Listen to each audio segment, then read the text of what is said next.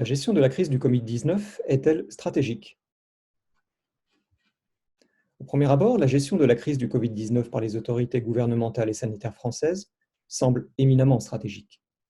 Après tout, le président de la République n'a-t-il pas déclaré la guerre au virus? Cette référence à une situation de guerre renvoie de facto aux origines militaires de la stratégie. Mais dans le cas présent, face à un ennemi à la fois invisible et inconnu, la métaphore guerrière atteint rapidement ses limites. Reprenons rapidement la chronologie des événements. L'existence d'un mystérieux virus en Chine a été évoquée pour la première fois dans la presse le 3 janvier. Les premiers cas de patients infectés par le Covid-19 en France ont été signalés par le ministère de la Santé le 24 janvier. Après de multiples appels au respect de règles élémentaires d'hygiène et de distanciation sociale, la mesure inédite de confinement de l'essentiel de la population française a finalement été prise le 17 mars. Cette mesure ne peut être considérée comme le résultat de la mise en œuvre d'un plan stratégique anticipé, au regard d'une capacité d'action préexistante, elle-même fondée sur l'analyse approfondie des différentes modalités de gestion de la crise sanitaire dans les premiers foyers d'infection.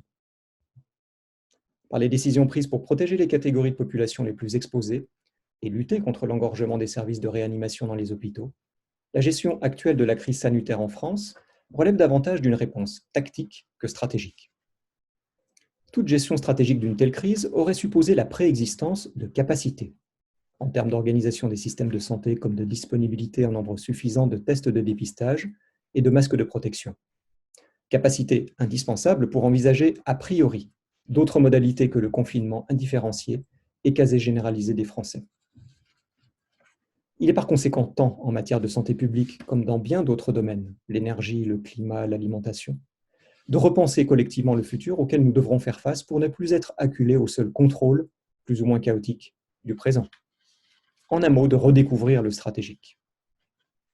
Le fait est que l'essentiel de la recherche actuelle en stratégie ne contribue plus à penser l'idée d'avenir.